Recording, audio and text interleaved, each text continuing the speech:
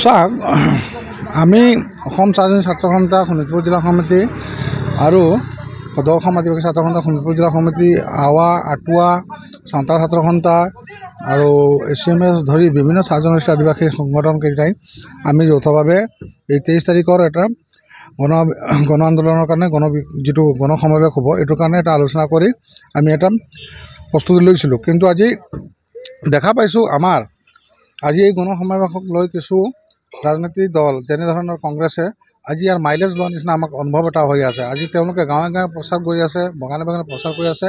তেওঁলোকে এই গণসমাৱেশত তেওঁলোকেও মানুহ কৰিছে। কিন্তু আমি যদি কিবা কণ্ডিশ্যনত তেওঁলোকে যদি আহি পেলাই অংশগ্ৰহণ কৰে, তেনেহ'লে আমি এই অসম স্বাধীন ছাত্ৰ সন্থা শোণিতপুৰ জিলা সমিতিয়ে লগে লগে সেই স্থানৰ পৰা আমি বয়কট কৰিম, এইটো আমি স্পষ্টভাৱে জনাই দি আছোঁ।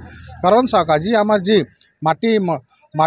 মাটিৰ পট্টাৰ কাৰণে আছে, আজি আমাৰ মাটিয়ে নাই। তো পট্টা যে আমাক দিব চৰকাৰে, মাটি প্ৰথমতে দিয়ক। দ্বিতীয় কথা, দৈনিক হাজিৰা যিটো আছে, আজি দৈনিক হাজিৰা আজি 250 টকাত আজি আমাৰ চাহ শ্ৰমিকসকলে পাই আছে। কিন্তু আমাৰ যে কিমান কষ্ট হৈছে এই দৈনিক মজুৰিটো লৈ পেলাই, সেই কথা অনুভৱ কৰোঁ। আজি জনজাতিকৰণৰ পৰা আজি যিটো মৰ্যাদা পাব লাগে, সেই মৰ্যাদাও আজি তাৰিখত আমি পাবলৈ সক্ষম হোৱা নাই। তো সেয়েহে আমি চৰকাৰ পতাৰ কাৰণে আটছা বা আদিবাসী ছাত্ৰ সন্থা নাই, আমি চৰকাৰক প্ৰেছাৰাইজ কৰি আছোঁ যে আমাক অতি সোনকালে আমাক ভাল ৰিজাল্ট লাগে।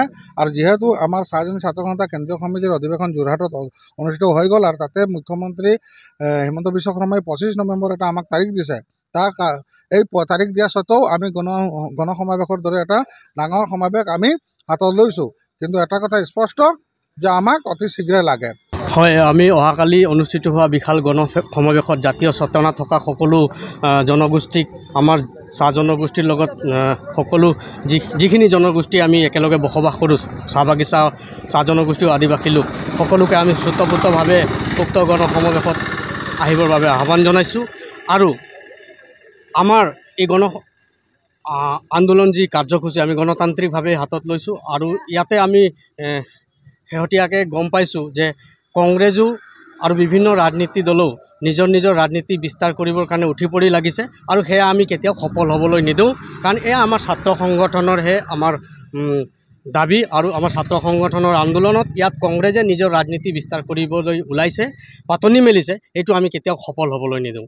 গতিকে আমি সেইসকল কংগ্ৰেছী নেতাক সকীয়াই দিছোঁ যে তেখেতসকলে আমাৰ উক্ত কাৰ্যসূচীত তেখেতসকলে যদি আহি তেখেতসকলৰ ৰাজনীতি বিস্তাৰ কৰিব বিচাৰিছে, আমি অসম ছাত্ৰ সন্থাই লগে লগে উক্ত কাৰ্যসূচীৰ পৰা আমি বয়কট কৰিম।